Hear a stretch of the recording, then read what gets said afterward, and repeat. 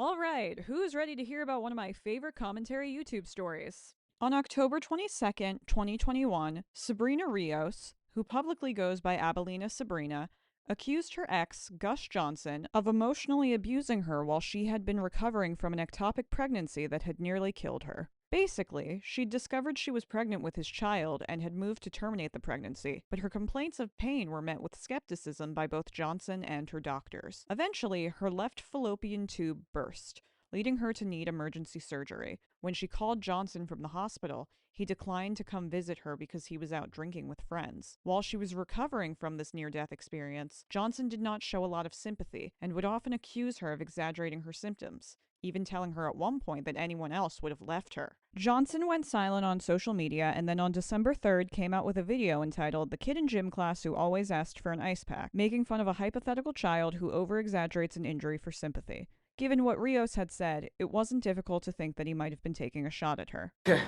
Okay, I think it feels a little bit better. I should be able to reach it. Ow! Crap! Now I gotta milk this one for the next month! For what it's worth, Johnson insists that this is not the case. In my opinion, he is either lying or stupid. Commentary YouTuber Duncan Kastner evidently agreed with me, as seen in his video, The Gus Johnson Comeback Campaign. Kastner also covered another skit made by Johnson's younger brother, Sven. Basically, the skit is about a guy going through a serious medical emergency, only for the punchline to be that it's just a case of the Mondays. Dumb but harmless, right? No, according to Kastner. Kastner accused Johnson of making the video to mock Rios, citing Johnson's use of internal bleeding as one of his symptoms, which was also a symptom Rios had experienced. But he specifically says bleeding internally, which is one of the main symptoms that could have killed Sabrina during her medical emergency. So hearing Sven say that, I don't know, it's not good. But again, there is plausible deniability. Again, it could be just an unfortunate coincidence. But the video goes on. 911, what's your emergency? Hi, my friend just passed out. He's on the floor right now. What should I do? Does your friend have any medical conditions?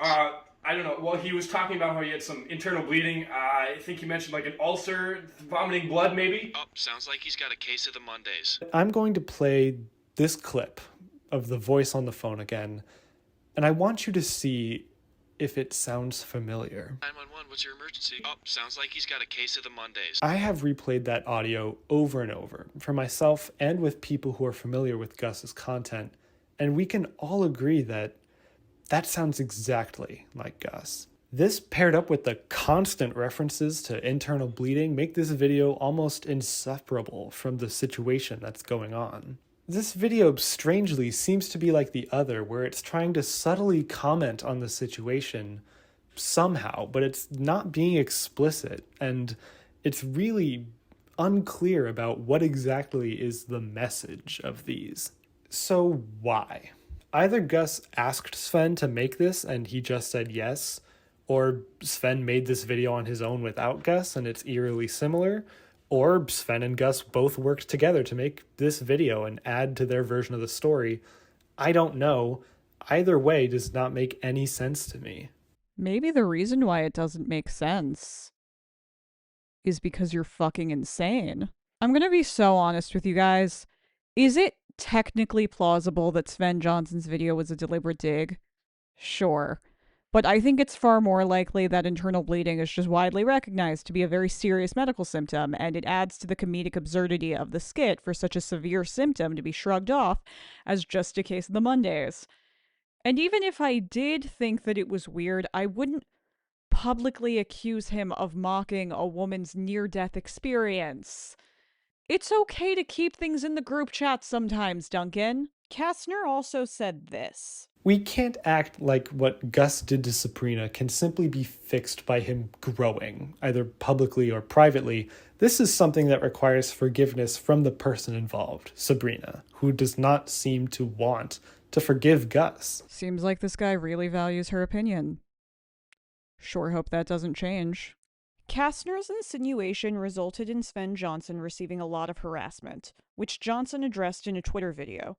Rios stepped in and said this: "Go check out Sven's newest sketch and leave a nice comment. There have been some people who have been sending hateful comments his way as a way to try to defend me somehow, and they are not. I do not want that. Please continue to support him. While Kastner was nice enough to link to Johnson's video in a community post and in an update video, he did not feel the need to mention what Rios had said. He also, notably, did not apologize to Johnson. I do want to trust Sven's word that this was just an unfortunate coincidence, but either way, I think it's good that that video was taken down so you can't accidentally interpret it a different way. So the way that Rios talks about Gus Johnson is enough for you to write him off as completely irredeemable. But the way that Rios talks about Sven Johnson isn't enough for you to take him at his word. Do you not think that Rios can tell when she's being made fun of? In the years since this happened, I've heard a lot of people try to defend Kastner by saying, well, Sven has gone on to collaborate with Gus, and I need to make it abundantly clear that my point is not that Sven Johnson is a perfect angel who's never done anything wrong in his entire life. My point is that in December of 2021, Kastner did not have enough information to make such a loaded claim, and I find the fact that he didn't seem to think that Rio's opinion mattered at all really weird. While I was writing this script, I actually went back and rewatched Rios' original video about her ectopic pregnancy, and I was reminded of the fact that a very large part of her trauma had revolved around the idea of choice being taken away from her. She specifically says, "It feels like my body, my choice never got to apply here." And given that aspect, I can't help but feel like Kastner's performativity surrounding the matter was less so motivated by a genuine desire to support Rios so much as it was motivated by a desire to publicly condemn Gus Johnson and anyone who chose to associate with him. And that really doesn't sit well with me. So up until this point, I had been subscribed to Kastner, but that whole drama left such a terrible taste in my mouth that I decided to unsubscribe. Like a couple months later, though, I got a little bit curious and I decided to check his Twitter, where I found this hilarious tweet. Having a video leave your audience bubble is so fun because you get lovely comments like these. I want/need to fight you. This guy is such a fence sitter. LMAO, I don't think comedy is for you. Oh my god, leave the woman alone, Jesus. Are you angry because you look like the less attractive male version of Amy Schumer? And you know what? I think I'll give that to him. I'd rather be called the C word than compared to Amy Schumer. And the final one says, "My friend, I love your videos, but please, for the love of God or whatever, buy a microphone. All the mouth clicks are distracting me from your great commentary." So, to review, the guy who publicly accused someone of mocking a woman's near-death experience and then refused to apologize when said woman said to stand down. The guy who literally criticizes people for a living can't handle being told to get a better microphone. And that's YouTube, folks.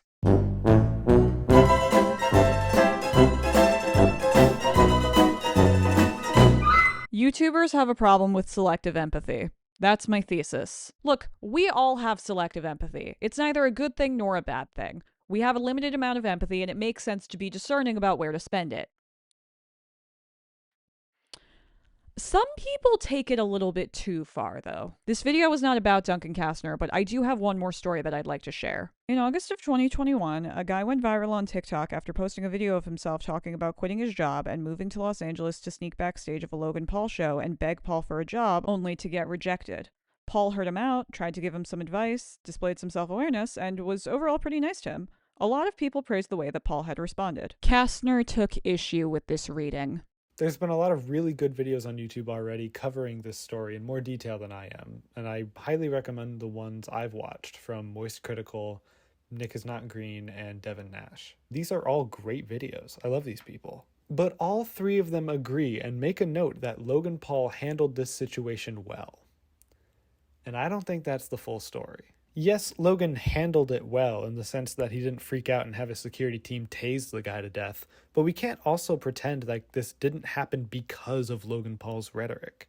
Both Logan and Jake Paul have built entire careers from telling people to chase their dreams, ignore the haters, don't give up, follow your heart, all this vague inspirational stuff. They parade their lavish and crazy lives in their vlogs and tell you that they got it through determination and hard work. In truth, obviously, it's a little more complicated than that. But that's not news. We all know that. They didn't get their LA supermansions from just having more grit than other people. But that's the narrative that sells the best. I think a lot of people who watch these videos believe them, and they want to chase their dreams, which I think is a good thing. So I don't think it's right to applaud Logan for handling this well without noting that he encouraged this guy to chase his dream, and this just happened to be that dream. Rich people tell their fans to follow their dreams, Duncan. This guy was an adult. Logan Paul did not hold a gun to his head and force him to ruin his own life. Kastner actually acknowledged like 10 seconds before that most adults can tell that Logan is exaggerating, so I'm not quite sure what point he thinks that he's making. In truth, obviously, it's a little more complicated than that. But that's not news. We all know that. I think a lot of people who watch these videos believe them. So I do not find this as egregious as the Sven Johnson example. Or egregious at all, really. Kastner didn't say anything terribly out of pocket, we just kind of don't agree. This is not a Duncan Kastner sucks video. However, I do find his assessment of the situation to be very telling. If I place myself in Paul's shoes for a second, which I don't think Kastner did, if a guy comes up to me and says, "Hey, I just quit my job and moved to a new state where I don't know anyone. Please let me come work for you. It is my dream. I don't have anyone to support me." I'm going to be thinking to myself, hey, if I say no, is this guy going to stab me? Because it kind of seems like if I say no, this guy is going to stab me. Granted, I'm not 6'2", I'm not 220 pounds, I'm not a man, and I'm neither a boxer nor a wrestler, but when I asked my friend, she agreed that Paul had seemed kind of nervous. And why shouldn't he have been? In 2016, Christina Grimmie was murdered by an obsessive fan at a meet and greet. Paul absolutely had reason to think that this might end the same way. And even if he hadn't thought it would end that badly, influencers get assaulted by fans all the time. And given that element, Kastner's take does come off as a little bit victim-blamey. And I don't think that that aspect ever even occurred to Kastner, because I don't think that he saw Paul's perspective as one that was worthy of trying to understand. He allowed his, for the record, completely justified dislike of Logan Paul to cloud the way that he perceived the situation, and thus cloud the way that he commented on it. It's really, really easy to build people up as villains. Going off of the Sven Johnson example again, in my opinion, Kastner got it into his head that Johnson had cruelly mocked a victim of abuse for having a serious medical emergency. Why shouldn't he call Johnson out? And Kastner became so convinced of his correctness that he wouldn't listen to anyone else, even Rios herself. Who cares if Johnson gets harassed? He did something bad. He deserves it. You should absolutely care if someone tells me to buy a microphone, though. With this mindset comes the implicit idea that being treated with empathy is a privilege rather than a right, and that there is something that a person could possibly do that would strip them of that privilege. And, to be clear, once you've been stripped of that privilege, there is nothing in this world that you can do to get it back. Disclaimer, I'm coming at this as a viewer, not as a historian. I understand that commentary YouTube existed long before 2017, and I understand there are many, many pockets of commentary YouTube that don't have anything to do with the people I'm about to talk about. However, I do think that the post-Vine exodus was deeply, deeply influential in the way that commentary is nowadays, and especially like popular commentary, so I'm going to be starting there. In 2017, the app Vine shut down, causing many creators who'd become popular there to flock to YouTube, like the Paul brothers, Lele Pons, Geeks, and Hannah Stocking. These people's videos were, weird. They were weird. They were very obviously marketed towards kids, but they were also weirdly sexualized, and often were just a commercial for kids to buy their merch, or whatever other product they were shilling. This is going to be our secret weapon, CoverGirl Total Tease Mascara. I'm going to give you a makeover you will not forget. This mascara is going to give you full, long, sexy, teased, and refined eyelashes. And my favorite part about this mascara comb is the long and short edges. It gets even to the smallest of corners to give you long, full lashes. And voila. God, you look beautiful. CoverGirl did the trick. Buy that merch, buy that merch, buy that merch. Spandroid.co, backslash Jake Paul. Get it while you can before I sell it all. Spend $100, free shipping, y'all. Go tell your mama she gotta buy it all. This was prior to YouTube's settlement with the FTC, which caused them to start having extremely strict standards about marketing content as either for kids or not for kids. So it was kind of a free-for-all. These creators were also just not talented or likable. They made terrible diss tracks. They taught their child audiences really harmful lessons. They did other bad things. But other former Viners were also making videos. This group of former Viners was different. They were actually funny, for one, probably because their content was aimed at older teenagers and young adults rather than small children. They very quickly found a niche making fun of those other former Viners. At the time, these videos felt like a breath of fresh air. There was something really refreshing about an average person standing up to the people that many felt were ruining YouTube. It really felt like they were speaking truth to power. And given the nature of what the quote-unquote bad former Viners were being called out for, these videos didn't just feel entertaining. They felt like they were of real moral import. Being against Logan Paul was no longer just a matter of finding him annoying, it was a legitimate moral stance. It's not a mistake. There's a difference between a mistake and an action that shows people who you really are. Usually, when you make a mistake, you know instantly. That's how you know when you've made a mistake, is that instant regret. There was no instant regret here. There wasn't regret when he went and did it. There wasn't regret as he was editing it. There wasn't regret when he posted it. The regret came when he started getting piled on by probably people he respects, people like Aaron Paul, who just basically said he's human garbage. I'm sure when Logan Paul saw that, that's when it hits. That's when you realize when you've made a mistake, is when you get backlash for something. And to me, that's not a mistake. Because if you don't recognize that you've made a mistake until thousands and thousands of people tell you you've made a mistake, especially when it's something where the mistake should be so obvious from the beginning, that's not a mistake. That is a reveal of character. So if, on the rare chance that Peaks is watching, I want you to listen up, Peaks. I'm talking directly to you now. I don't care that you stole a line from a GIF that I made in 2014 when I was in high school. I don't care that you're making a lot of money because you couldn't pay me to be you. You couldn't pay me to be a sad 30-year-old man making content geared toward 8 to 12-year-olds just to make a quick buck. You're a sad, sad person, and you have no respect from any comedy community out there. I just don't give a shit. You're just like a bad person. From this came the commentary genre as we know it today. Although these people did not create the commentary genre, they certainly helped influence it. Some of you might be saying, God, why are these videos so heavy? Why can't people lighten up? Didn't this used to be the website where people shared funny cat videos? Well, in the past few years, people have become more uncomfortable with the idea of bullying, which is obviously an overall good thing, but it does create an optical problem for anyone whose content revolves around criticizing others. Since these YouTubers understandably don't want to be seen as bullies, they feel like they can't make fun of someone for no reason, so a lot of them only talk about people who they think deserve it. The thing is, just because you're making fun of someone doesn't mean you have to be super harsh about it.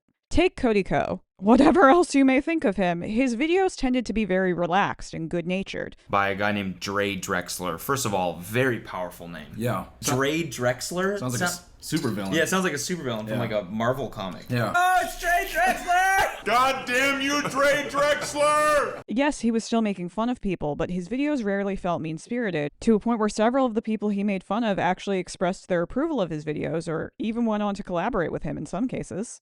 I think it's totally possible to make fun of someone without being mean, and I think that most famous people are accustomed enough to criticism that one Drew Gooden video isn't going to completely break them. But a lot of people don't see it that way. A lot of people think you should only make fun of people if they quote-unquote deserve it. Take this Curtis Connor video from 2023 wherein he talks about Water Talk. Water Talk is a community of people on TikTok whose entire online personalities revolve around putting flavored syrup in their water and then insisting that it's still water.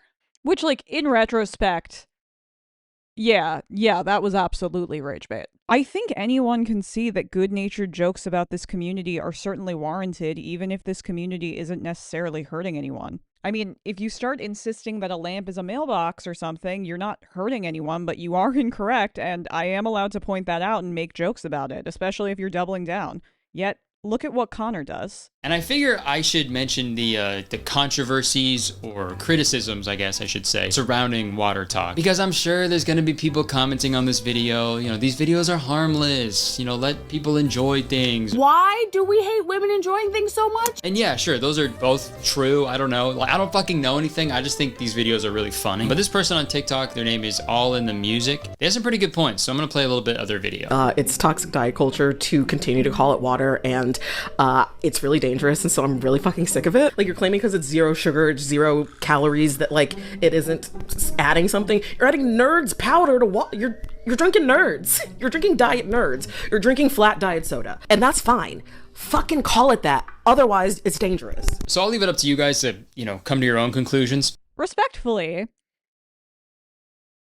I think this take is really dumb. I feel like toxic diet culture probably would not allow you to add sugary, calorie-laden syrups to a 0-calorie drink. But hey, maybe we just have very different definitions of toxic diet culture. Hi, editing me here. I also need to point out that most of the time when influencers are accused of promoting diet culture, said influencer usually has way more fame and is usually trying to sell something. The Kardashian Jenners, for example, are infamous for hawking scammy products that claim to help people lose weight, like waist cinchers, or so-called diet teas, or so-called appetite-suppressing lollipops. The problem is that a lot of these products are at worst unsafe, and at best just don't work. And the criticism comes because the Kardashian Jenners gained a lot of their fame due to their bodies, and they got those bodies through diet, exercise, and cosmetic enhancements, only to then turn around and act like they were able to achieve this beauty standard with something as cheap and easy to obtain as a laxative tea. It would be like if I started saying, "Do you want long, beautiful platinum blonde hair like me? Use this dye." To accuse creators who have a fraction of the Kardashian Jenners' influence of doing something like this is really disingenuous and irresponsible.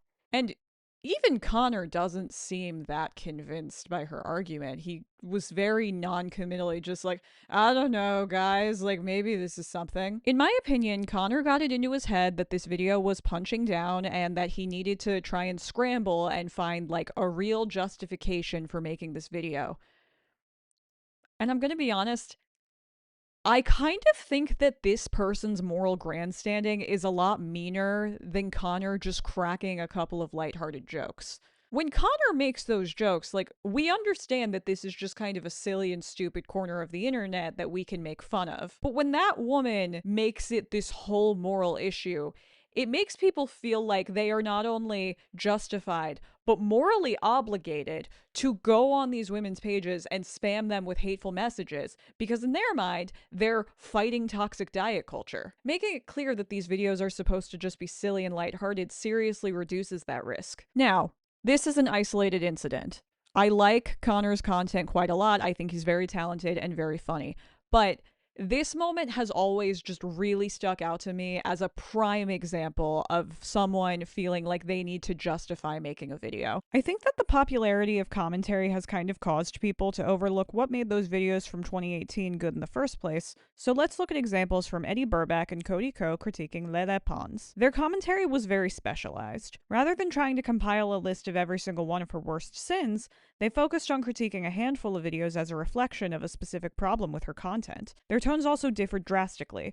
Ko's video was critiquing from the standpoint of comedy and seemed much more laid back, while Burback's focused on her lack of honesty when it came to selling things to children. So the thing about Lele's content in the 3 videos that I watched is Lele doesn't seem to make stuff and get sponsored so she can keep making stuff. It seems like sponsors will contact her and say, "Hey, Lele, we've seen that you've made a video centering on another company before. Can you do that for us?" And she goes, "Absolutely." The problem is that Lele's audience is very young.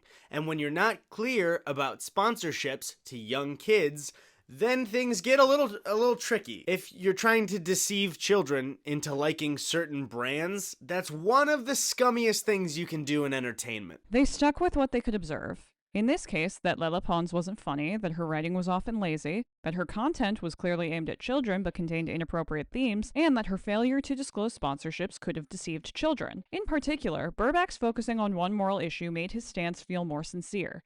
He wasn't cataloging every peccadillo ever committed by Lele Pons, and as such, the video felt more focused. But at a certain point, making fun of former Viners stopped being fun. They weren't these huge stars anymore, and poking fun at them started to feel mean. So, creators started to expand their content. Even when they were critical, it was often directed at entire industries rather than one specific person. And I think, before we move on, this is what's really bothering me about it. What Pocket Watch is suggesting is that traditional media is now adopting this really kind of, in a way, like abusive to children way of modeling things. These kids are working full-time jobs as entertainers, and they have no say in it. It's already bad with child actors, but at least we have an established industry to make sure it's cool for them. I don't know if there's anybody looking out for these kids. This isn't just like Hulu making a show out of it. This is a company funded by the biggest actor in the world, in the biggest franchise. Hulu is a giant streaming service with multi-million-dollar networks behind them. And Butch Hartman is a classic TV show producer. This is a real industry problem now. Their content simply evolved. Eddie Burback visits chain restaurants and talks about video games with his brother. Drew Gooden reviews movies and talks about general internet phenomena. Danny Gonzalez is a father. And Cody Ko disappeared into the ether one day and hasn't been heard from since. So now there was this huge niche begging for someone to make money off of it. Being mean is fun, and calling people out seemed a matter of grave importance. So we started getting multi-hour-long deep dives into various people's scandals.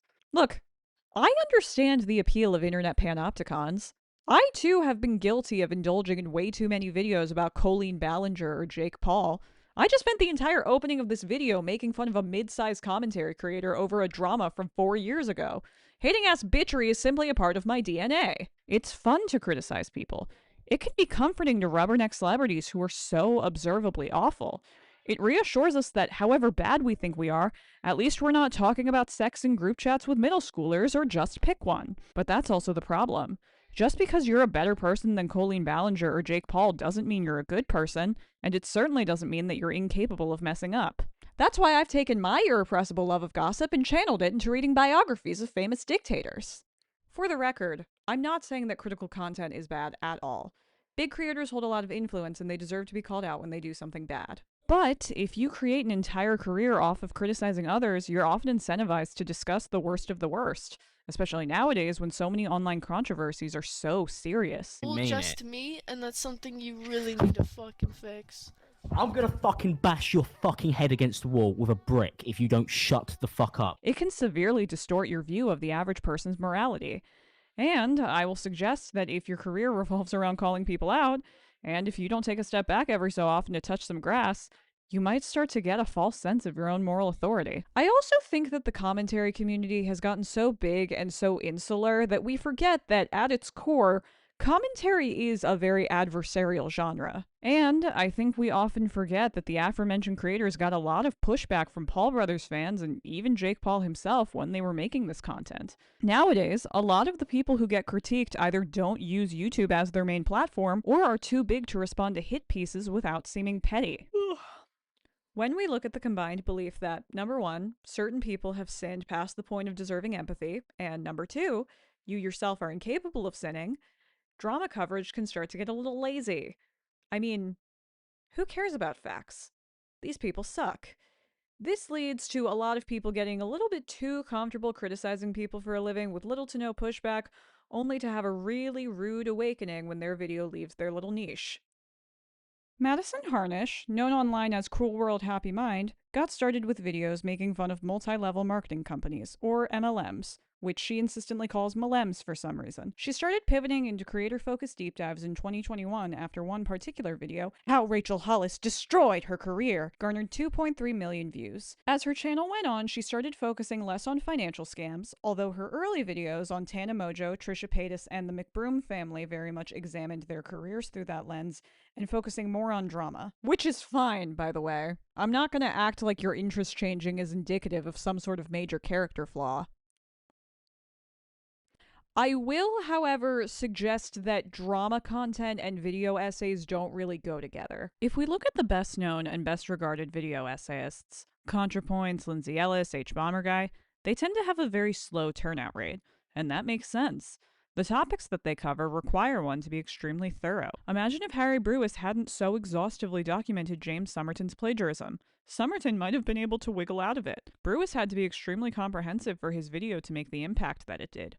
Meanwhile, drama by its nature is constantly changing. If you set out to make a YouTube drama video essay, the information in it might be old by the time you finish writing your script. So, when making video essays on interpersonal dramas, you're presented with the rare challenge of a format that requires time, effort, and careful research mixed with the knowledge that people might not care about this particular topic next month, or even next week. And, What if your videos are not particularly known for their effort or careful research? What if you're just a little too biased in your coverage? Gabby Hanna is a former Viner who transitioned to YouTube when the app shut down. While she started out as just a content creator, she later started pursuing music and poetry to varying levels of success. So what if I'm the monster that's been here all along? She's probably best known because in 2021 she had a very public fall from grace, which led to a lot of, let's be clear, completely appalling behavior. She was a really big topic because she was kind of just a well of entitlement and anger and egotism and weaponized therapy speak. It was like a car crash you couldn't look away from. Fuck you! Fuck all of these people for what they've done to me. And for them to be tweeting right now, I'm playing the victim. I am the fucking victim.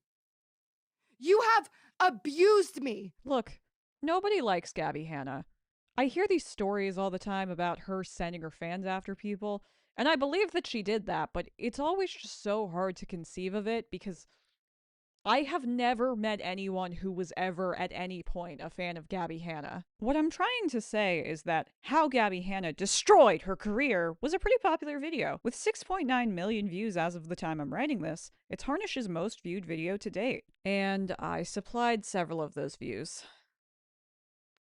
2023 was weird, don't ask. However, when I later did my own research, I found there were some moments that had been lacking context and that seemed specifically edited to try and make Hannah look worse. Alright, I'm sorry to fill your head with more banal, years-old dramas, but in order for you to understand my criticisms, I am gonna need to tell you about some stuff. In 2017, Hannah tweeted calling out people who use other YouTubers' names for clickbait. Brian Lee, also known as Rice Gum, another YouTuber known for bullying kids, I guess, took this personally and made a diss track. Hannah responded in kind. While at a party, Hannah went up to Lee with her phone out and started taunting him and challenging him to a rap battle. Smash cut to this story, where Hannah claimed Lee had hit her and smashed her phone, later showing bruises and scratches. She then clarified on the same night that he hadn't, quote, beaten the shit out of her, end quote, but that an assault had happened and that she'd merely claimed he'd hit her because she'd been so shaken. She had made the story not long after the assault had happened, and Lee is over 6 feet tall, so I can imagine that a tall man lunging at you, grabbing you hard enough to leave bruises, snatching a phone out of your hand, and smashing it on the ground must have been really scary. In her Gabby Hanna video, Harnish talked about the drama like this. Even in Gabby Hanna's initial success, there were many instances where she seemed to be a very confrontational and aggressive person. There was the situation with Rice Gum, where, to summarize, Gabby Hanna was kind of wanting him to get some sort of response on a Snapchat video, kept provoking him, even though he said, no, I don't want to do this, no. And she wouldn't leave him alone and kept kind of instigating something with him, and he got really upset and broke her phone. Do I think that's right or an okay thing to do? Not at all. Physical aggression, no matter what, is inexcusable and not okay. But I do have to know that this is a pattern that continues to pop up with Gabby Hanna, where she will provoke people until they react. I understand that Harnish was trying to establish a pattern wherein Hannah would provoke people and then play the victim once they responded. I actually agree that this was a pattern of behavior for Hannah.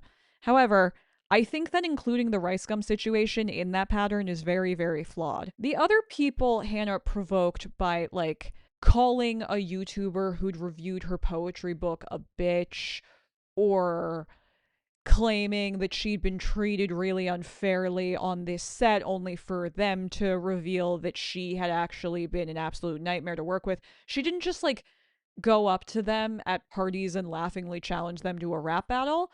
And they responded by making YouTube videos. They didn't assault her. What the fuck is wrong with you? I think that Gabby Hanna has done more than enough bad stuff in her life that we don't need to start semi-justifying violence against women. Harnish's retelling of that drama is really weird because the popular narrative around that story is that Hannah had lied, and often leaves out that Hannah did try to clarify on the same night that Lee hadn't actually hit her. Harnish doesn't even go with the she lied about him hitting her narrative, which is really weird because that is such a popular one that's used against Hannah, and it honestly makes me a little bit suspicious about where exactly she's getting her information, but more on that later. In 2020, Gabby Hanna posted a video called Transforming into a TikTok E-Girl, wherein she tried to imitate a fashion style that had gone viral on TikTok. While perusing a Vox article called E-Girls and E-Boys Explained, Hannah happened upon a picture of a girl named Bianca Devins and said this. This outfit right here is You already wear. straight up what I wore from 7th grade to college. And now. And now. I do have that shirt. Unfortunately, Hannah had only been scanning the article and failed to realize that Devins had been brutally murdered at the age of only 17. T-channels jumped on this, insisted that the entire article had been about Devins, and accused Hannah of exploiting a dead girl. Cue Devins' mother, Kim, who made a video saying that Hannah had done nothing wrong and that people needed to apologize to her. So we are here because there has been so much controversy and drama over the Gabby Hanna video where she used Bianca's picture. We just want to say that we were not offended by it at all. We didn't see anything wrong with what she did. She Googled e-girl and pulled up a picture of Bianca. Yes, there was an article about what happened to her, but there wasn't anything. Simple mistake. It was a simple mistake. There was nothing disrespectful about it. We didn't feel disrespected. We don't feel Bianca would have been disrespected. We think Bianca would have been honored and so excited that Gabby Hanna pulled up her picture and was talking about her. No one should be offended. No one should be. All these drama channels that are, you know, using Bianca for clout, it's absolutely ridiculous because that's all you're doing. We are offended about, and you guys also should be. Yeah. Not about Gabby Hanna complimenting her shirt. Yeah. Gabby wasn't using Bianca for clout like all these drama channels now want to turn it into something that it's not. She didn't do anything wrong. So we think what you guys should be offended by is, number one, these people using this simple Google search and bring up Bianca's picture is now other people want to bring about drama and use Bianca's death for clout. The T-channel said, "I pretend I do not see it," and continued to harass Hannah, with the viewer's voice even floating a conspiracy theory that Kim Devins wasn't Bianca's real mom. Classy. When she was having her public spectacle in June of 2021, Hannah made a video calling out the drama channels that had attacked her and demanded that they apologize to the family. Kim Devins tweeted in support of Hannah, saying she did not want an apology, but that Hannah absolutely deserved one. Angelica Oles used this discrepancy as an excuse to DM Devins to ask what she wanted. Hannah freaked out. It kind of feels like a lot of these drama channels did to Hannah what, ironically enough, Hannah's been accused of doing to other people, where they just pushed and pushed and pushed her, and then the second Hannah didn't respond 100% perfectly, they all just went and played the victim. And some of you might be saying, well, that's what she gets, but I do not personally reside in ancient Mesopotamia, and as such, I do not live my life according to the code of Hammurabi. In her coverage, Harnish did not say what had happened to Bianca Devins or what Hannah had been criticized for. She also didn't include any of Kim Devins' statements. And Gabby also had a few major scandals that a lot of T channels covered. One situation I really don't feel comfortable talking about because it has to do with a very young girl dying a very horrible death, which I personally feel like is just off limits to talk about on my channel personally. She was telling them, you need to make this type of apology video, you need to do this and this and this, and it was like a really aggressive and forceful tone in the video. This also feels like harassment, the tone that she takes, the forceful nature of what she says, and then additionally on top of that, the way that she treated Angelica Oles, another YouTube channel, kind of T-channel drama channel on YouTube. This is how Oles had previously talked about Hannah complimenting Devins' t-shirt, by the way. Oh, it just blows my mind how unaware she is of how of a human being she is. If that blows her mind, she should read about this Stalin guy. So Angelica Oles, instead of doing what Gabby Hanna was instructing her to do, reached out to the mom of the victim herself and tried to gather more information from the mom, asking questions like, is this really what you want? What do you want? And I honestly completely understand why she did that. That's kind of a smart thing to do in this situation. And it's kind of responsible to go to the source directly, go to the victim directly, and make sure that they are 100% comfortable with a response or non-response or whatever it is. So then Gabby Hanna made a video on Angelica Oles because she found out that she contacted the mom and just made a ton of inflammatory statements towards Angelica. The whole video was just really cruel and over the top, in my opinion, and extremely aggressive. Oh, it just blows my mind how unaware she is of how of a human being she is. Context absolutely mattered in this situation. Hannah did not blow up at Oles for merely criticizing her. She blew up at her because Oles and her contemporaries had spread an extremely damaging narrative about Hannah. For what it's worth, I do not think that Harnish was necessarily trying to be malicious in omitting what had happened to Devons or what Hannah was being criticized for. I do think she was genuinely trying to be respectful. However, a consequence of this omission is that it allows the audience's imagination to run away with them as they wonder what on earth Gabby Hanna could have possibly done to this young girl.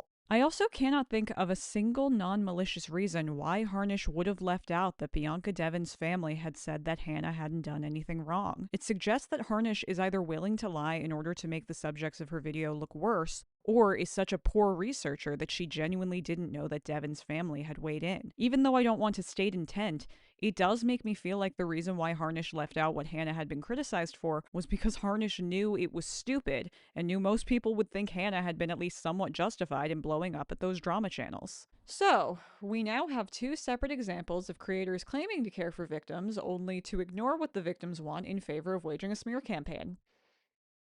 It really makes you wonder, do they care? Or do they just want to look like they care? Remember when I said that Harnish's retelling of the rice gum situation had made me really suspicious about where exactly Harnish was getting her information? Well, so did her retelling of this situation. So I looked into it and I discovered that she has a Google Doc full of sources, citing such reputable and unbiased videos as Gabby Hanna lying and being manipulative for 8 minutes straight, Gabby Hanna cringe compilation, Why I Don't Trust Gabby Hanna, and Gabby gaslight Hannah exposing herself for 4 minutes straight. Look, I'm not terribly fond of Hannah either, and I understand that at the time Harnish was making this video, finding coverage that wasn't openly hostile to Hannah was kind of a tall order.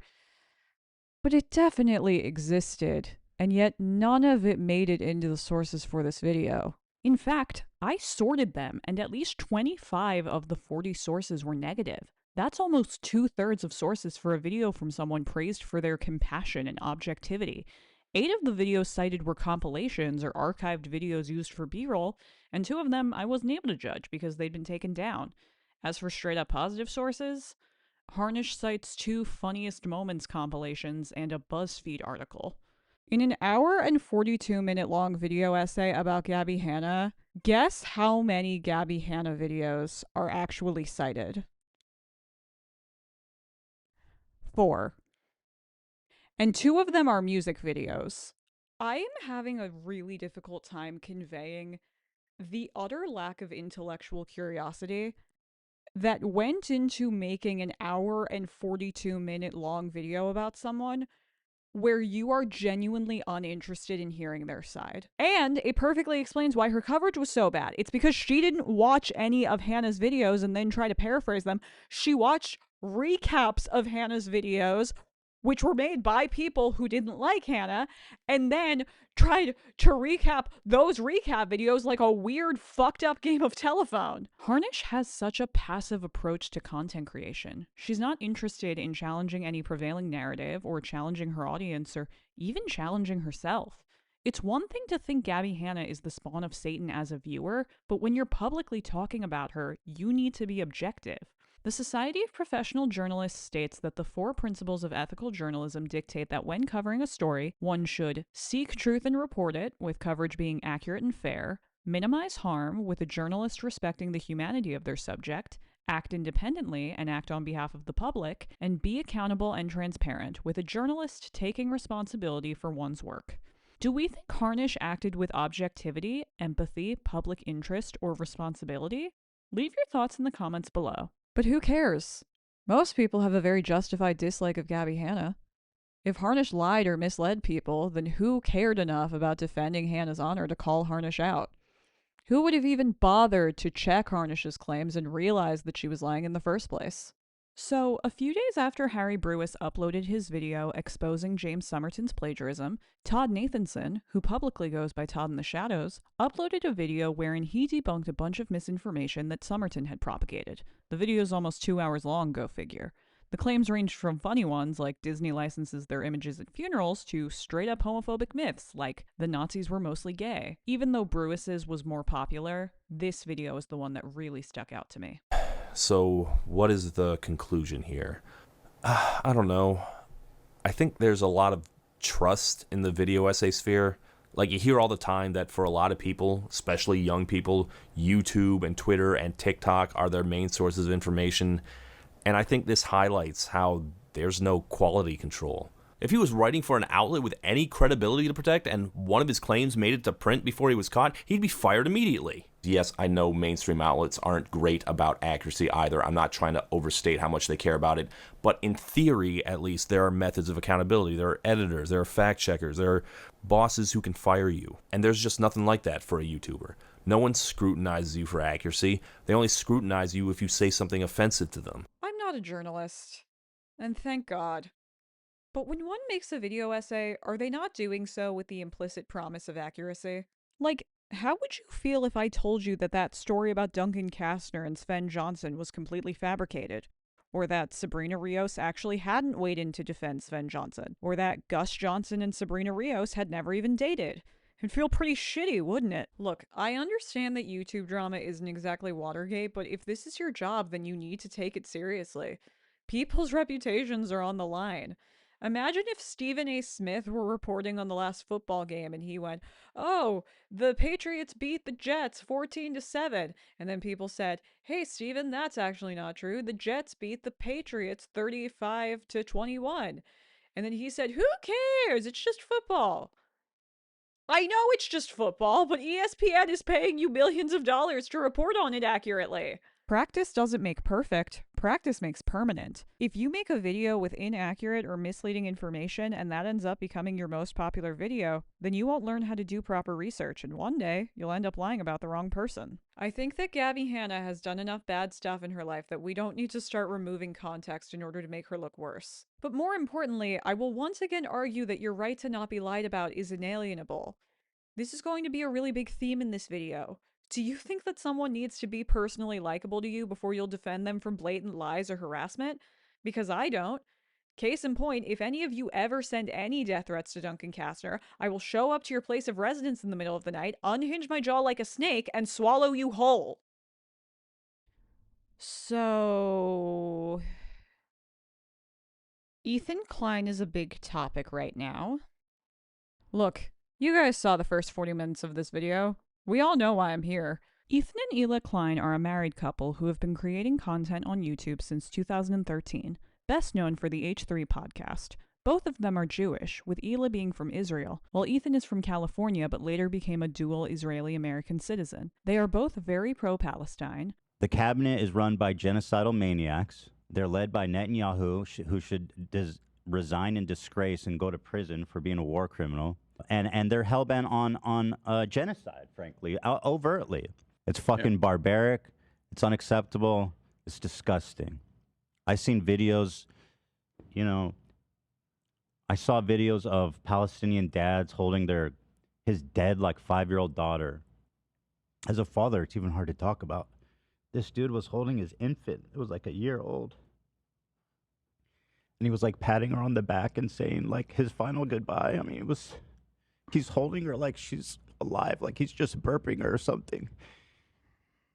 I didn't expect to get emotional about that, but, like, I'm a new dad, and that shit really fucks me up. But they also recognized the humanity of Israeli civilians and were openly uncomfortable with the way certain people were celebrating October 7th. This led to Klein cutting professional ties with then collaborator Hassan Piker, the leftist Nick Fuentes, and my arch nemesis, and to Klein calling out Piker's blatant platforming of terrorism and other irresponsible content in a video entitled Content Nuke, Hassan Piker. Since the end of Leftovers, the podcast Klein and Piker hosted together, there's been a horrible harassment campaign from the H3 Snark subreddit, a group full of former fans of the podcast who still watch the podcast for some reason, aided and abetted by a basement dweller named George Ganitis, who goes by Bad Empanada online. The lowdown on George Ganitis is that he once tried to sue someone for defamation, only for their lawyer to write back with an exhaustive list of every single awful thing he's ever said online, ultimately concluding that it is impossible to defame someone with such a horrible reputation.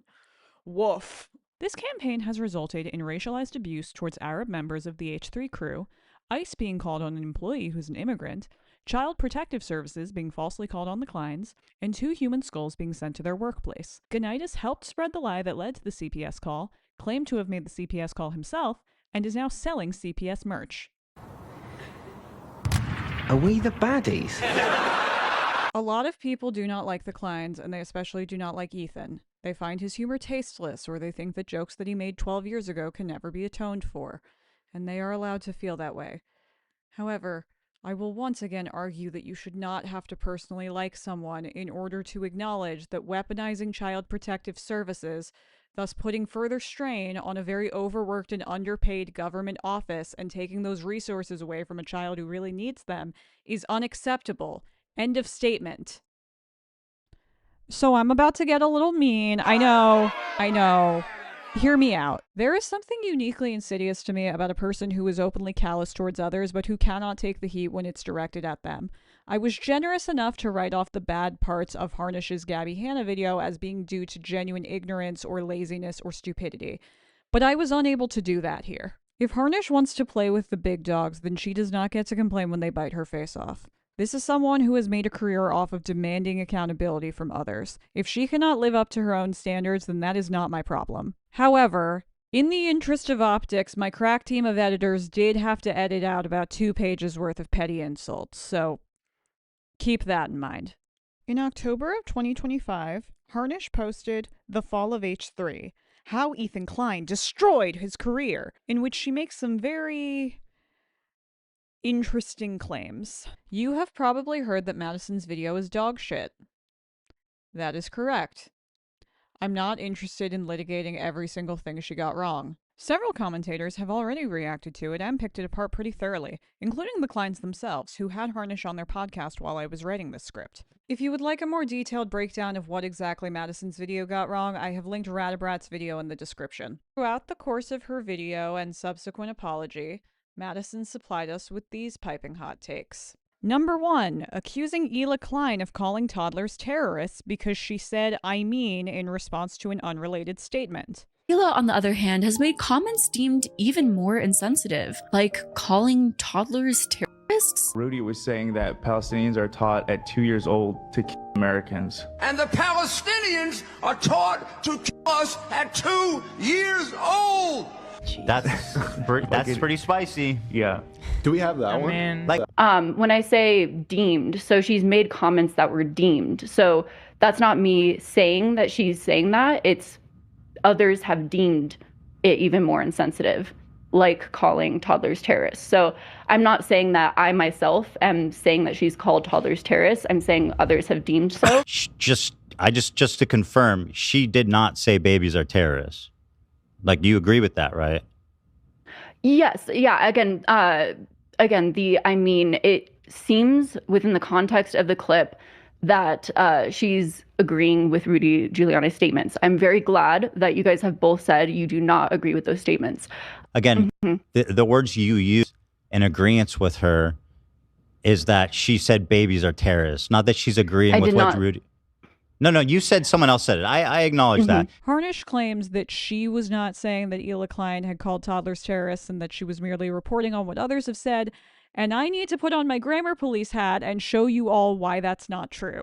So, deemed even more insensitive is a relative clause which modifies the word comments, right? She's saying objectively that Ela Klein made comments and those comments were deemed insensitive, okay?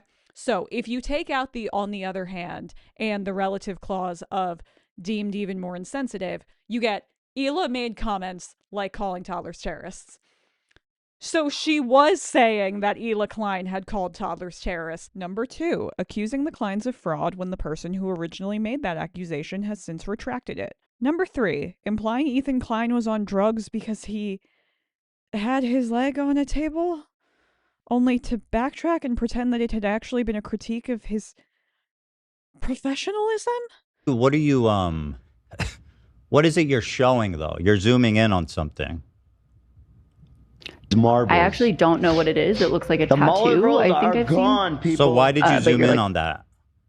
I you know, I'm not going to, I work with a team of people, but I'm not going to, you know, talk about their choices and, you know what I mean? I'm not going to like. Well, I mean, not really, because I mean, it is your project. Ultimately, if it's representing you, I would I would certainly not want my other collaborators having hidden opinions in there that I didn't approve of, right? Like that doesn't make any sense. So, do you have an opinion about why there's harsher, bizarre? why you're zooming in on my leg here? I'll just play. It's really short. Has lost all of his marbles. The mullet rolls are gone, people. Hard hitting, man. So there's a very deliberate effort to zoom in there, right? Yeah, I don't know. I mean, I guess my main question is, why was your leg up when you were That happens all the time. I mean, I do that literally every episode. Okay. So my leg being up is implying something? I mean, is it the most professional? I don't know. Is that why you included it? But it seems, if I can make an assumption, the insinuation here clearly seems to be that I'm on drugs of some kind. I think they're trying to imply that I'm on meth or something like that. And the edit. I don't know if that would be the proper insinuation, because to be honest, my team members know that I have a family member who's a meth addict, who's very close to me. So. Well, then what is it? I just genuinely don't know what it means. More erratic. I'm getting more and more erratic. People in Snark and in that world calling me, saying that I'm on drugs, which is, again, a really fucked up thing, and excuse my language, to say about a dad of 3. Someone who has Tourette's, to insinuate that I'm ever on drugs or that I'm somehow acting. Extreme. Hassan Piker has you say I'm acting more extreme, and then you show a close-up. Marbles. Of me. Gone, people. And it almost looks like someone's trying to say that it's like a scar, like a scratch wound, and I'm just manically kind of grabbing my leg like I'm on some kind of drug. Like that seems to be the obvious insinuation to me. Number 4, acting like the CPS call could have been made in earnest when there's no evidence for that. You know, as far as who sent CPS over to Ethan Klein, I think a lot of that is conjecture, sorry. I don't think it's appropriate for me to outright state any claim in my video, and that's why I tried to avoid that, you know. To state that Ethan himself sent CPS over through his own statements versus other streamers sent CPS over through their own statements, I don't think that's appropriate for me to outright state in a video. That's my personal opinion on that. I have seen, you know, through instances like Ruby Frankie, when people are escalating their behavior and it's getting more and more serious, you are just more likely to gather a group of people who are becoming more concerned for your family, for your children, and for yourself and your own mental state. I'm not trying to say that in a demeaning way towards Ethan Klein, but it is just the reality of the situation. When you share your life online to millions of people, people are going to look at a pattern of behavior over time, and I think it's just a natural state of being for many people, especially if you're just naturally a concerned person. That's my stance on it. You know, whether someone who called CPS came from Ethan himself and his own statements, someone who knew Ethan personally, or from other streamers and their own statements is, I think, really hard to track. I mean, I guess she's right, guys. That is really hard to track. From the County of Los Angeles Department of Children and Family Services. Dear Ela and Ethan Klein, the investigation of the referral above alleging general neglect against Ethan and Ela Klein has concluded. Effective as of date, your investigative referral has been closed by this department. The investigation of child abuse and/or neglect resulted in, and then there's a little check next to, allegations were deemed unfounded with no case opening. Number 5, acting like it's equally plausible that the skulls could have been sent by Ethan Klein. As far as the skull thing, I think that there is 2 possibilities. Either someone sent Ethan Klein human skulls, and I don't think that's cool. I think that's going too far. Or Ethan Klein himself sent himself human skulls. That is certainly a possibility. And that is certainly him not being in a great mental state and taking things way too far online. Either way, again, I don't think it's appropriate for me to gather evidence that and essentially present a case unless I think it's a really, really solid case. And I did not feel that there was a really solid case there. It was a lot of statements. It was a lot of that were made online. And I just didn't feel like, besides the actual, there were skulls sent, I didn't feel like there was enough there to make a solid statement or opinion myself. I think that anyone who is going to intensely push one thing or another as far as the human skulls, ultimately, I'm scared that that also kind of detracts from the overall message. I mean, she's right. There's just no evidence that Ethan didn't send himself this. Good morning. Thank you for reaching out. We can confirm the information below. The order in question was dated March 10th, 2025. The order listed Ethan Klein and H3H3 Productions as the customer with shipping to Los Angeles, California. The order also listed the email address h3h3@hotmail.com. Obviously a fake email address. On April 1st, 2025, Ethan's team contacted us after receiving the shipment, expressing concern and questioning how this could have occurred. Based on the information provided by Ethan's team, we understood that neither Ethan Klein nor TED Entertainment Incorporated had placed this order. The order appears to have been placed with a VPN. The order was placed under a business purchase order, which would normally have been sent to accounting for review and approval. However, because the next day shipping option was selected, an automation rule allowed the order to bypass normal payment and verification safeguards. No payment was processed. This automation issue has since been corrected. We coordinated directly with representatives of TED Entertainment Incorporated to arrange for the return of the skulls, and they were successfully returned to our facility. Please let me know if you need anything further. Josh V. Moret, Managing Director, Skulls Unlimited. It took me 10 minutes to find those. Granted, it was a little tricky, but it was worth it to, you know, not spread blatant misinformation. And, of course, we can't forget my personal favorite, number 6. Implying that the Kleins are pedophiles because their clothing brand has a teddy bear on it and sometimes features pastels and clouds? While in the past, I would certainly commend Ela for having a very creative style. Often, some of the outfit ensembles that Ela chooses feels very childlike. With also Teddy Fresh having a little teddy bear as a logo, I don't know. Maybe it's interesting. Ela dresses kind of childlike with a little teddy bear for her fashion brand. I find all of that interesting. Most importantly, in reference to a lie that she uncritically platformed, which Girl with a Microphone debunked 6 months ago, Harnish said this. That personally causes me to lose all sympathy for the two of them whatsoever. She gave the game away. She wasn't trying to be fair, she was trying to make a hit piece. There's been a lot of discourse as to whether Harnish is stupid or malicious. And the answer, as indicated above, is both. She's both. Like I said, I'm not interested in litigating every single lie, bad take, or hypocrisy in her video simply because there are way too many to count. Okay, fine, twist my arm. We can do one more. My own point is, Ethan and his fans focus on their enemies and their deep want to prove their enemies wrong. And the question is that mentally healthy? Or is it causing Ethan to be mentally unwell, to have such a deep focus on the downfall of his enemies?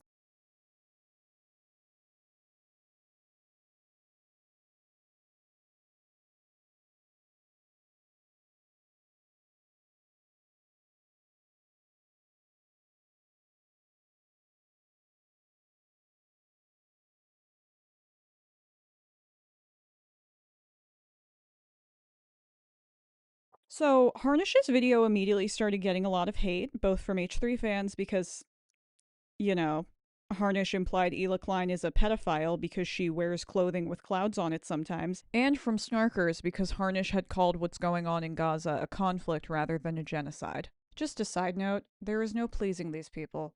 Making a 3-hour hit piece will not save you from snark.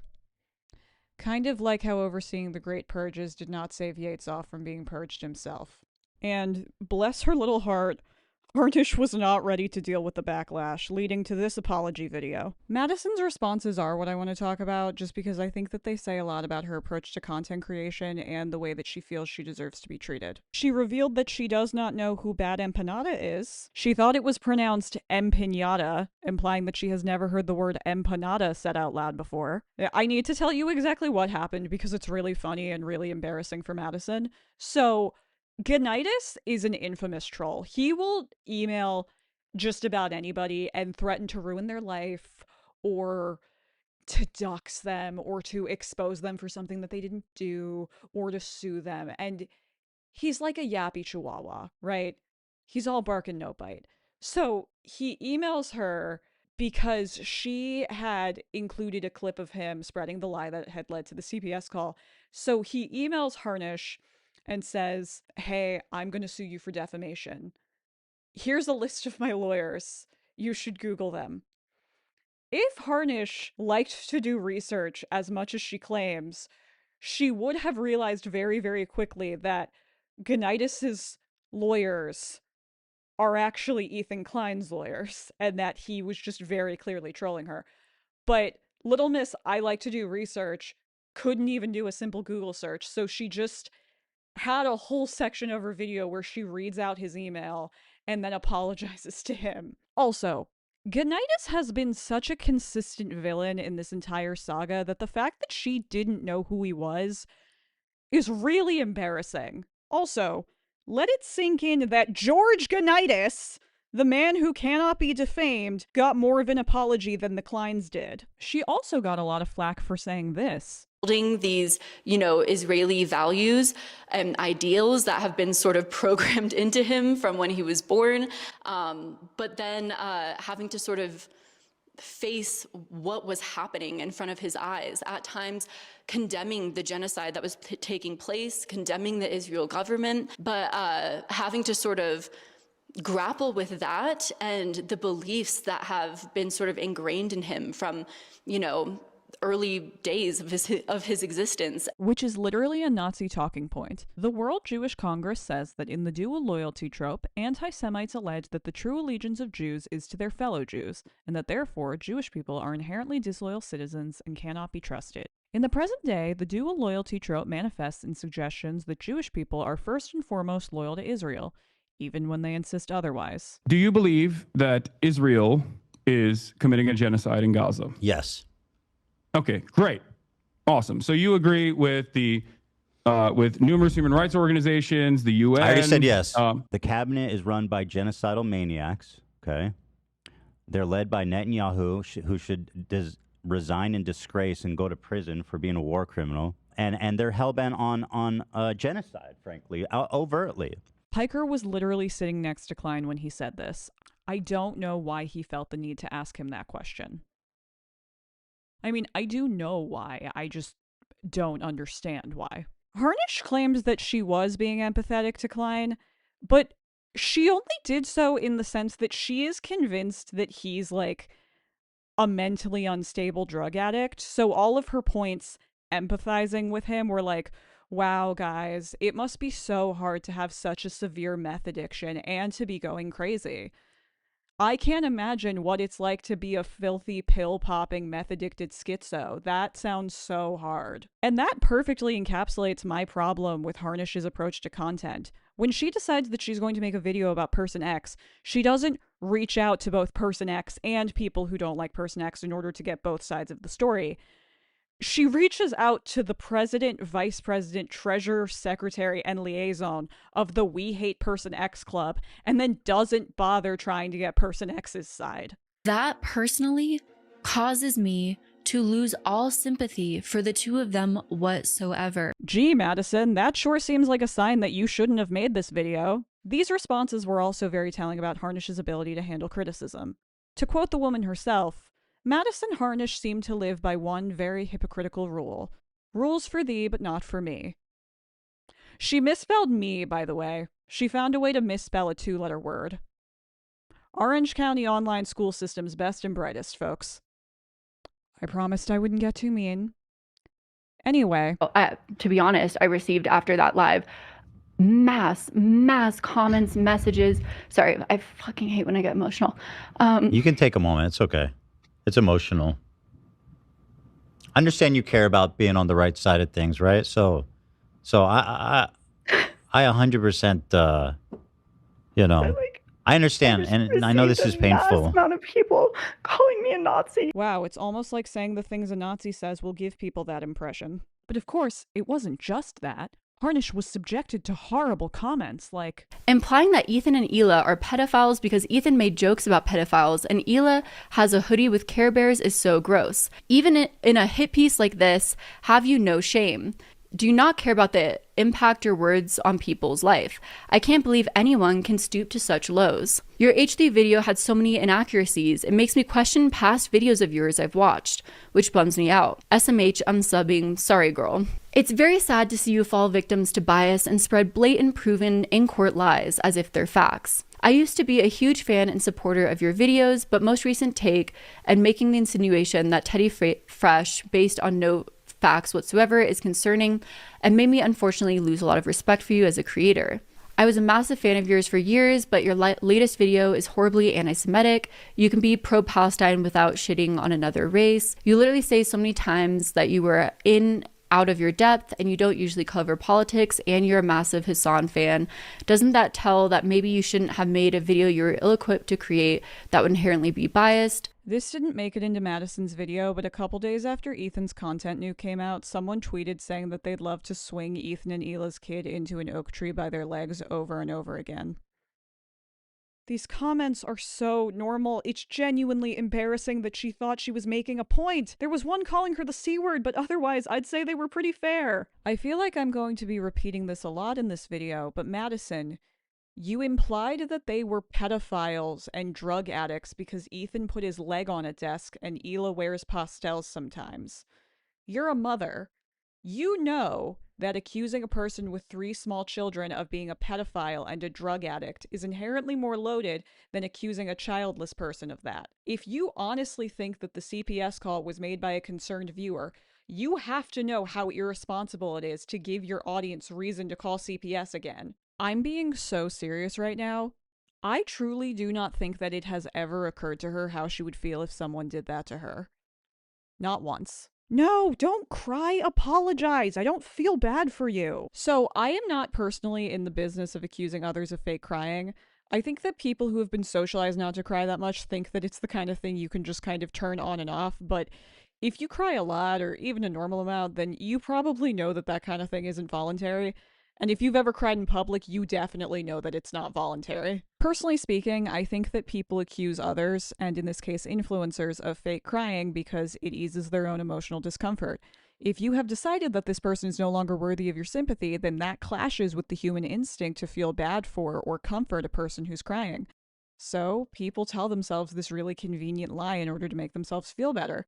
You're not really crying. You're just pretending to try to manipulate me. So when Harnish said this... My initial response is to be very concerned for Ethan's fans. I don't see them as I see Ethan, who is aware of what he's doing. I see them as being genuinely afraid, genuinely feeling like there's anti-Semitism happening. It told me everything I need to know about her. My channel, Cruel World Happy Mind, means just that in a cruel, unjust world where people treat you unkindly and unfairly, you don't have to lower yourself to their level or let their treatment get to you. You can still find ways to be happy, to be kind, to treat others with kindness, even if you don't feel like that's how others have always treated you. Harnish likes to consider herself a kind person, so saying that she straight up doesn't care that a father of 3 is afraid for his family's safety wouldn't fly. So she had to make up a convenient lie in order to keep believing in her own goodness. Ethan's not actually afraid of anti-Semitism. He's just pretending because he's a manipulative... One more comment that we need to talk about. But the reason why I sourced H3 Snark subreddit more often in this video than I source Snark subreddits usually is, to be completely honest, because I knew Ethan hates that subreddit and other Snark pages and that there's an ongoing litigation. But whenever that's the case, it does spark my curiosity. Why is someone suing a Snark page? What are they afraid of? It's actually really interesting for Harnish to say this because all of the documents for the subpoena are actually available for free on courtlistener.com. Of course, Harnish did not source any of these documents in her video because Harnish does not know how to read court documents. Some say this is because Harnish cannot read past a 3rd grade reading level. I'm not saying that. I'm just saying that others have deemed it so. On October 20th of this year, as part of a joint declaration in response to a motion to quash the subpoena, Hila and Ethan Klein responded directly to all of the Snark Mods' claims and ended it with this. The H3 Snark Mods' counterfactual narrative is to paint themselves as victims when they are the victimizers. Due to the repeated abuse, harassment, and falsehoods the H3 Snark Mods have directed at us, our lives are forever changed. We are no longer comfortable appearing in public, not just for our safety, but because we have been repeatedly confronted by complete strangers claiming we advocate and participate in the genocide of Palestinians. Due to the constant threats we have received, we are both seeking concealed carry permits to defend ourselves and our children. We no longer do live events out of fear for our safety and the safety of our employees. Our employees have also suffered significantly, being constantly accused of working for advocates and participants in genocide, and one being falsely reported to ICE. We have lost many relationships, both personal and professional, due to the false assertions they have spread about us. Our 3 children have suffered as well, and not just from the DCFS investigation. We are no longer comfortable taking them on playdates, as our presence would threaten the safety of innocent children and their parents. The H3 Snark Mods' imaginary fears are our daily reality. What are they afraid of? They told us, Madison. They're afraid of their children being orphaned.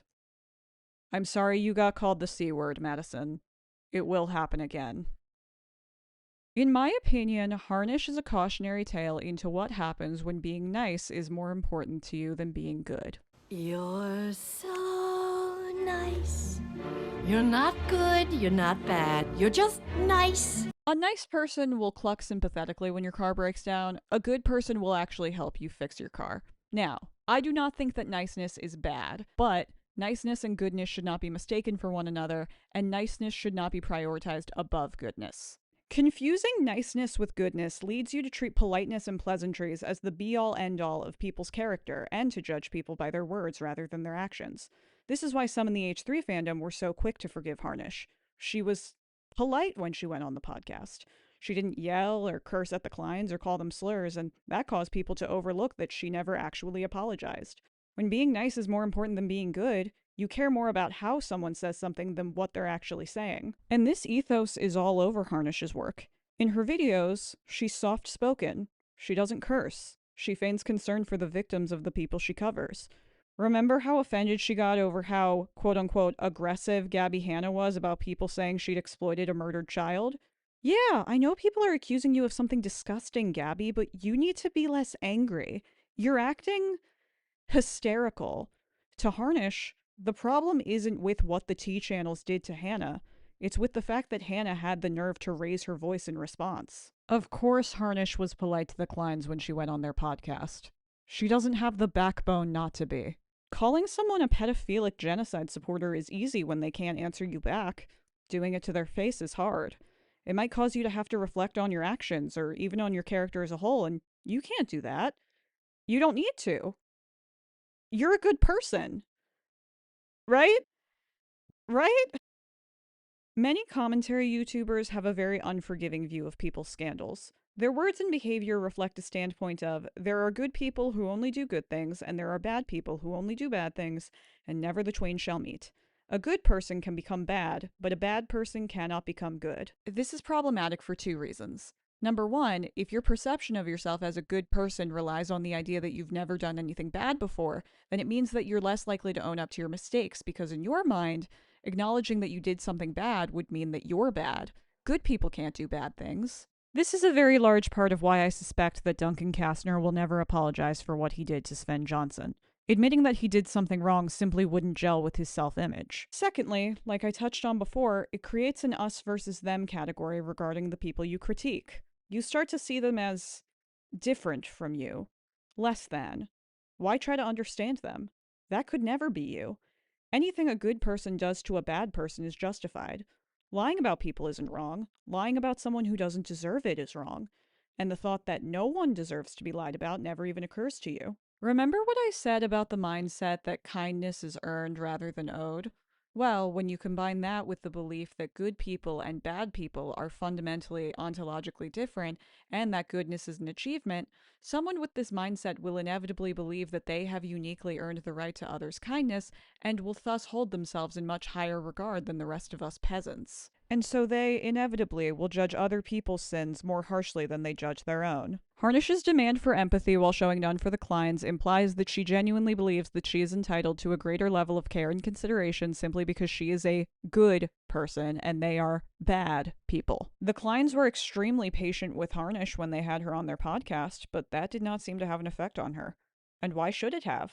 In her mind, she is a good person and is thus entitled to their kindness, while they are bad people and are thus not entitled to hers. This level of dehumanization is really frustrating because there is nothing that you can do to stop it.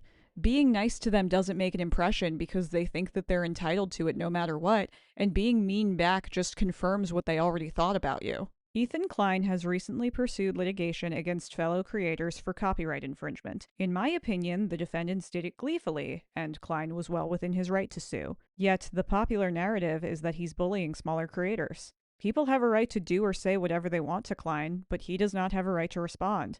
Alexandra Saber can sue Klein, but he is not allowed to sue her. Neither of the Kleins are people. They are punching bags. Punching bags have no right to hit back. There's been speculation about the Kleins suing Harnish for defamation, and I can't comment on how valid their case is. But I do know that if they end up suing her, Harnish will act like she's being unfairly persecuted and will take no responsibility for anything she said in her video. The idea that she should have fact-checked, the idea that the Kleins have a right to pursue damages from those who lie about them, will never occur to her. To quote Guillermo del Toro, "The miracle is not that I should speak, but that you would ever listen." Meanwhile, the people of Palestine still suffer. The energy and time that could be spent towards the causes that these people claim to care so much about instead gets wasted watching 12 hours of a podcast they don't even like. No Gazans' lives have been made any better by any of this. It's not about helping. It's about feeling like you're helping. No, it's actually about looking like you're helping, signaling your own virtue to others to get approval and views. So, can anything be done? Nick Green. This is my last detour, I promise. Nick Green, who publicly goes by Nick is Not Green, started to gain online fame in 2021 by making fun of various internet trends, eventually finding a niche focusing on alpha males and misogynists. Slowly, he started to transition into more general content discussing internet trends and online drama, although he still did make it a point to make fun of, as he calls them, weird guys. So, my relationship with Nick is Not Green is a little bit weird because, for reasons that you're about to find out, Nick is Not Green is someone who has a lot of former fans. Most people stopped being fans of his because he said or did something that offended them, but that was not the case with me. Okay, you know what? I'm just going to do it in 2 takes. Fuck you, we'll do it live. I had found his content during the pandemic, and while I had found it enjoyable at first, I eventually just became uninterested.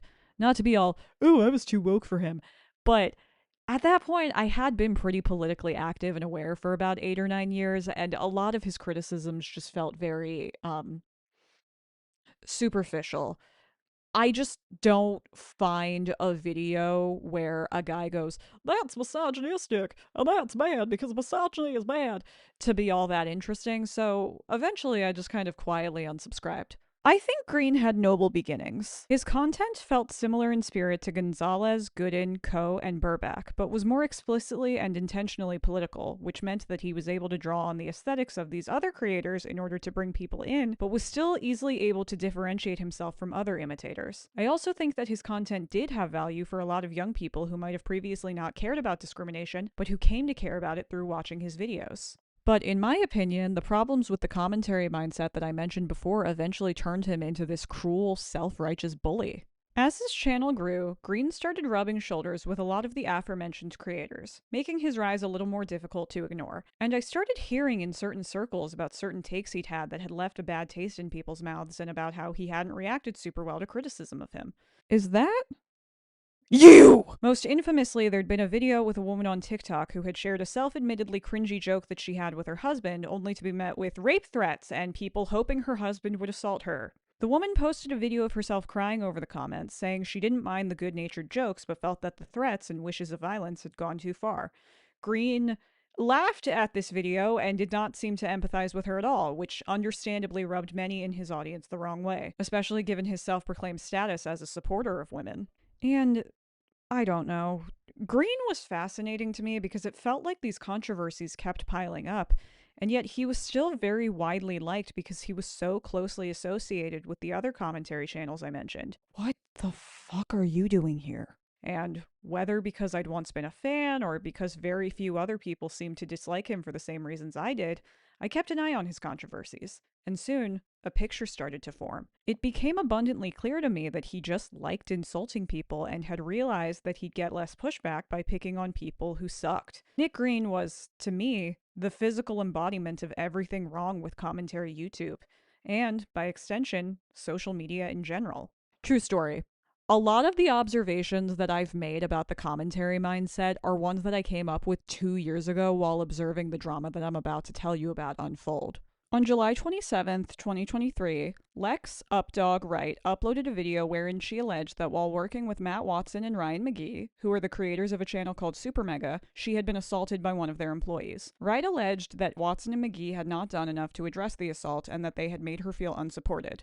Then she made a bunch of other unrelated allegations, like that Watson had cheated on his girlfriend and that they'd joked about their friend's suicide. Other people came forward with allegations that the duo had treated them badly. Green, who was friends with Wright, covered all of these allegations on his channel. If you couldn't tell by the fact that his video had been titled Super Mega is full of horrible people, he was not particularly interested in hearing Watson's or McGee's side, and seemed almost giddy that the two were being cancelled. Watson and McGee's responses caused many to come to the conclusion that this situation should have been kept private and that a lot of minor disagreements had been blown out of proportion. Watson and McGee also shared that their friend's suicide had been deeply traumatic for them and that they felt it had been inappropriate for their accusers to bring this up when it hadn't been relevant to the allegations, a sentiment with which many people agreed.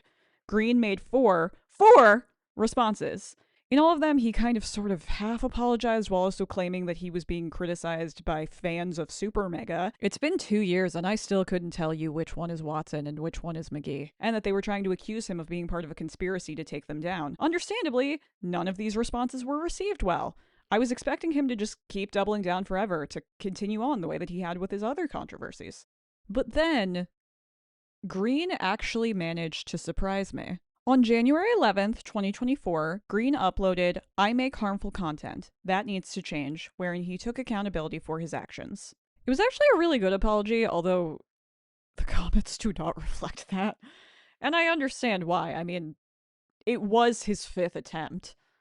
The problem with apologies is that they're really only 25% of the solution. The real solution is whether or not your behavior changes afterwards. And none of us can see into the future, so when someone apologizes to you, there's no way of knowing in the moment whether or not their behavior is genuinely going to change. I understand that given how judgmental Green had been in the past, many of his critics felt a certain amount of schadenfreude over the fact that he was now in the same situation, and that they were not feeling particularly merciful when someone who had refused to accept so many apologies in the past was now being forced to apologize himself. They were certainly justified in the way that they responded.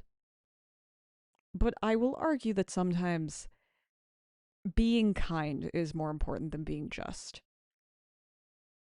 Only sometimes. After making a few more videos, Green took a break and then in July of 2025 made a comeback with Haunted by My Digital Footprint, in which he goes into more depth about his entire history on YouTube, his evolution as a creator, how his relationship with his job had impacted him personally, and how this had all led to his mishandling of the Super Mega situation. And I'm proud to report that many of my observations about the commentary mindset and its effect on the psyche were actually pretty spot on. Starting beef with random people made me feel powerful, especially when you have a bunch of people watching your videos telling you that you're right all the time. And it made me feel really tense, and it wasn't really fun. But it did feel good when I slammed these guys online in front of everybody. And I guess I really liked shitting on men who weren't really as morally like good as I was, right? And even though these videos promoted like overall good values, they still were pretty mean-spirited and they took a lot of the fun away from the normal commentary that I was making on my channels. In this video, I relentlessly went after these YouTubers and I made a lot of mean jokes that were really in bad taste given how serious the allegations were. I made a follow-up video covering what these YouTubers said to defend themselves, and I didn't give them any grace at all. Any sort of credit or truth that I was giving to these guys meant that I was turning my back on a close friend of mine, and so I was not willing to publicly give any credit to the enemy. This whole controversy was way too personal for me to cover in a fair way, and I made sure that everyone knew what the correct side to be on was. It felt like everywhere I went on the internet, I saw people hating me. And as someone who had pretty much put all of his self-worth into his online presence the past 3 years, this pretty much broke me harder than anything that I had experienced in my life so far. It felt very humiliating, and it felt so public and inescapable to me. And ironically, this was pretty much what I was trying to do to the YouTubers that I made that video about in the first place, and now it was happening to me. And the hardest part was that there was nobody else to put blame on besides myself. I felt so unbelievably bad about what I did, but like, did it even matter? At this point, did I only feel bad because I had to face the consequences for what I did? I mean, I don't think I would have felt the way that I do about this now if I didn't lose everything. So why am I talking about this? Well, 2 years ago, Green probably would have been the centerpiece of this video. I mean, he had everything I just talked about. The hypocrisy, the moral grandstanding, the dehumanization of his opponents, the privileging of his own feelings. I truly did not think that he had the capability to self-reflect or change. Now, some 2 years later, he seems to have stuck to his promise. His videos now mostly center on talking about books or movies or TV shows, and they seem to have a lot more effort behind them. What I'm trying to say is that the self-righteous, hypocritical commentary mindset is a very seductive one, and we all need to be careful that we don't fall prey to it. So, I have a bit of an embarrassing confession to make. After the Duncan Kastner-Sven Johnson drama of 2021, I was pretty mad. Not mad enough to, like, start a snark subreddit or anything, but definitely mad enough that I vented about it to my sister. I was just so put off by the fact that someone who'd made a point of trying to approach subjects with empathy could respond so callously, and that someone who'd made a big song and dance about how important it was to support Rios didn't include her statements in his video, or update his community post to say that she'd commented, or even pin a comment letting people know that she'd said she and Sven Johnson were fine. And then, when I saw that tweet, it added a whole new level to my disdain. In my head, I made Kastner out to be this performative feminist, someone more interested in appearing like he supports women than in actually supporting them. I thought he was the living embodiment of the worst parts of YouTube. Polite and pleasant, but with no real principles.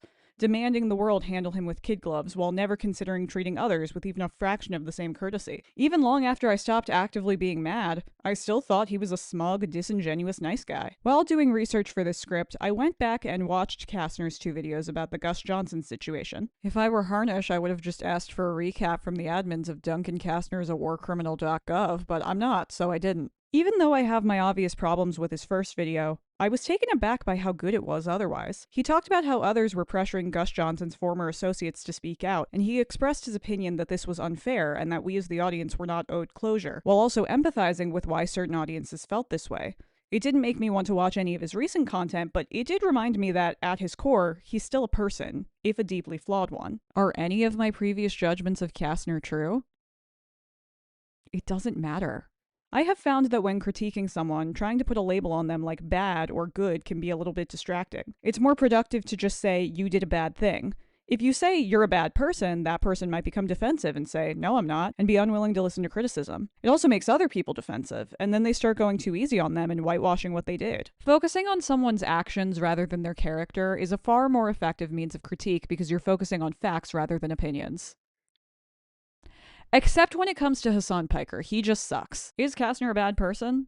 That doesn't matter. He did something harmful and irresponsible, and my hope is that he will ultimately reflect, apologize, and not do it again. Yes, it would be weird to apologize for something 4 years after the fact, but so was making the allegation in the first place, so wouldn't be too out of character. Is Harnish a monster? I don't know, but she is a grown woman who's been doing this for a really long time, and the fact that she felt comfortable putting out this video is really, really concerning. She said some really damaging, potentially defamatory things, and when confronted, she doubled down, did not apologize, and still expected the sympathy that she has openly said she does not have for the clients. I can't speak to what's inside of her heart, but her words and actions make me not want to engage with her as a person or as a content creator. It's really, really easy to forget that the people you talk about are people. When you're being fed a constant stream of content that zooms in on their worst moments, that person can become a monster to you. Not even human. Not even deserving of the same grace that you hope others would show you.